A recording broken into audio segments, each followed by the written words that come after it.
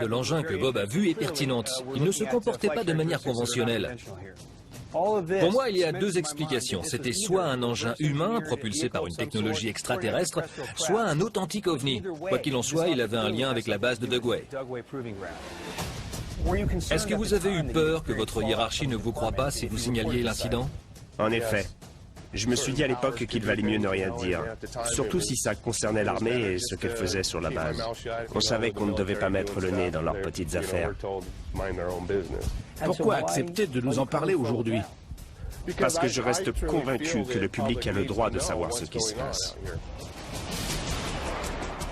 Bob a respecté le code du silence des forces de l'ordre et ça ne me choque pas. Il a eu peur qu'on se moque de lui ou d'être sanctionné. Aujourd'hui, il est à la retraite et il ne risque plus rien. Alors il estime que c'est de son devoir de raconter ce qu'il a vu autour de la base de Dugway. Et ça ne se limite pas à d'étranges engins volants. Au sol, dans la direction que suivait cet engin volant, j'ai retrouvé 2 cadavres de chevaux. Ils avaient été décapités. Elles sont coupées bien nettes.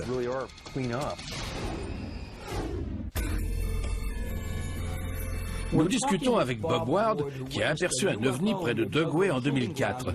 Son expérience pourrait bien renforcer l'hypothèse que Dugway soit devenue la nouvelle zone 51.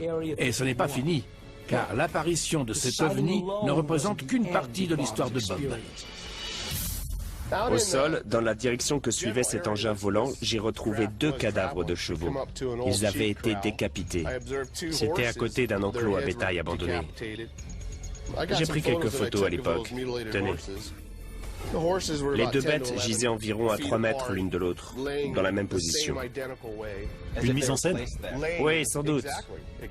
Leur crâne portait des incisions très précises, comme faites au laser le long de la mâchoire. Les têtes étaient coupées à ce niveau, mais sans aucune trace de sang. L'histoire de Bob nous rappelle ce que nous a dit Lee Davidson plus tôt sur l'usage de cobayes humains ou animaux dans le cadre des expérimentations sur les armes bactériologiques à Dugway pendant la guerre froide. Si l'armée testait des engins propulsés par une technologie extraterrestre, elle a pu aussi tester des armes laser sur des animaux. Dans la région, on a des cougars, des blaireaux, des coyotes et des tas de prédateurs. S'ils avaient tué ces bêtes pour se nourrir, j'aurais noté la présence de morsures sur les cadavres. Là, c'est des incisions millimétrées, pas des coups de dents. Tous leurs organes étaient là? Non, les yeux et les lèvres avaient été retirés.